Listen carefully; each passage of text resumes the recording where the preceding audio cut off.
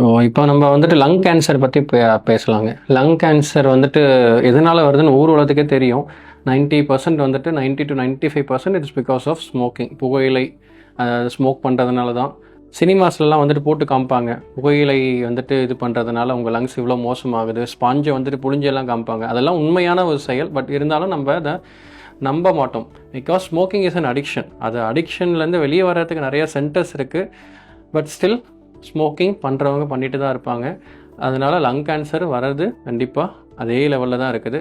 Lung cancer வந்துட்டு உலக அளவில் வந்துட்டு number 1 cancer in males and number 1 killer cancer in males and females. அதாவது லங் கேன்சர் வந்தவங்க most of the people will die because of lung cancer. இது உலக அளவில். இப்போ மார்பக புற்றுநோய் பார்த்துக்கிட்டிங்கன்னா, மார்பக புற்றுநோய் வந்தாலும் நம்ம காப்பாற்ற முடியும். லங் கேன்சர் வந்துட்டு வரப்பே ஸ்டேஜ் 4 தான் நிறைய பேர் வருவாங்க. ஒரு 60 to 70% வந்துட்டு. ஏன்னா அது வேகமாக பரவக்கூடிய ஒரு நோய். புகையிலை பிடிக்காமல் இருந்தால் வந்துட்டு வராது. பட் ஸ்டில் நிறைய பேர் அதை பண்ணுவாங்க. நிறையா கவர்மெண்ட் ரெஸ்ட்ரிக்ஷன்ஸ் இருக்குது.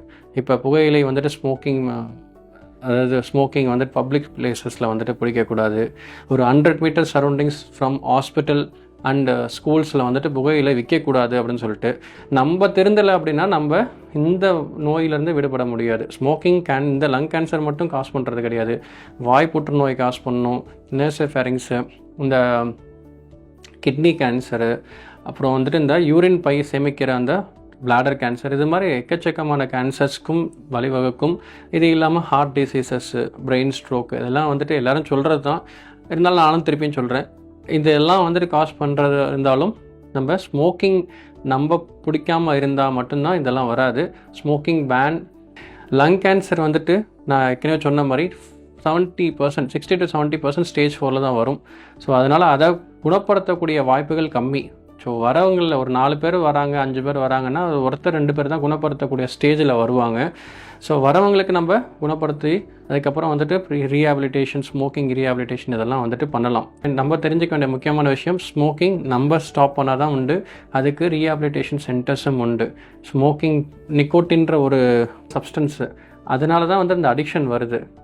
அது கூட வந்துட்டு கார்சினோஜன்ஸ், ஸ்மோக்கிங்னு பார்த்தீங்கன்னா ஒரு 70 வகையான கார்சினோஜன்ஸ்னால் அந்த கேன்சரை உருவாக்கக்கூடிய தன்மை உள்ள கெமிக்கல்ஸ், 70 கெமிக்கல்ஸ் ஸ்மோக்கிங்கில் கண்டுபிடிச்சிருக்காங்க. இந்த நிக்கோட்டினை வந்துட்டு நம்ம மட்டும் பேச்சஸ், லாசஞ்சல்ஸ்ன்னு இருக்கும், இல்லை அதை சூ பண்ணிக்கிறதுக்கு அம்சம், அதனால கேன்சர் வர்றது கம்மி நிக்கோட்டின். பட் ஆனால் அதுதான் அடிக்ஷனுக்கான காரணம். ஸோ அதை வந்துட்டு நம்ம சூவிங் கம்ஸாவோ இல்லை வந்துட்டு அதை ஒரு டேப்லெட்ஸாவோ ஒரு பேட்சாவோ எடுத்துக்கிறதுனால ஸ்மோக்கிங் பண்ணக்கூடிய அந்த ஒரு கிரேவ்னஸ் குறையும். ஸோ அது குறைஞ்சாலே வந்துட்டு கொஞ்சம் கொஞ்சமாக அந்த மற்ற கார்சினோஜன்ஸ்லேருந்து நம்ம உடம்பை நம்ம ப்ரொடெக்ட் பண்ணிக்கலாம். இன்னொரு முக்கியமான விஷயம், ஸ்மோக்கிங் நீங்கள் இன்றைக்கி விட்டாலும் அடுத்த 10-15 வருஷம் உங்களுக்கு அதோட எஃபெக்ட்ஸ் இருக்கும் உங்கள் உடம்புல. நீங்கள் ஒரு 10 வருஷமாக ஸ்மோக் பண்ணிகிட்ருக்கீங்க, நான் இன்றைக்கி விட்டுட்டேன், நாளையிலேருந்து எனக்கு கேன்சர் பாதிப்பு வராதா அப்படின்னா கண்டிப்பாக கிடையாது. அடுத்த 10-15 வருஷத்துக்கு அந்த எஃபெக்ட்ஸ் உங்கள் உடம்புல இருக்கும். அப்படி நீங்கள் விட்டீங்க அப்படின்னா தான் அடுத்த 15 இயர்ஸ்க்கு இன்னும் வரலன்னா கொஞ்சம் ரிஸ்க்கு கம்மின்ற மாதிரி நம்ம சொல்லிக்கலாம். ஸோ நிறைய பாதிப்பு ஸ்மோக்கிங்னாலையும் இருக்குது. புகையிலை, ஸ்மோக்லெஸ் டொபாக்கோன்னு சொல்லுவோம், இந்த புகையிலை, பான் பராக் யூஸ் பண்ணுறது, அதனாலையும் இருக்குது.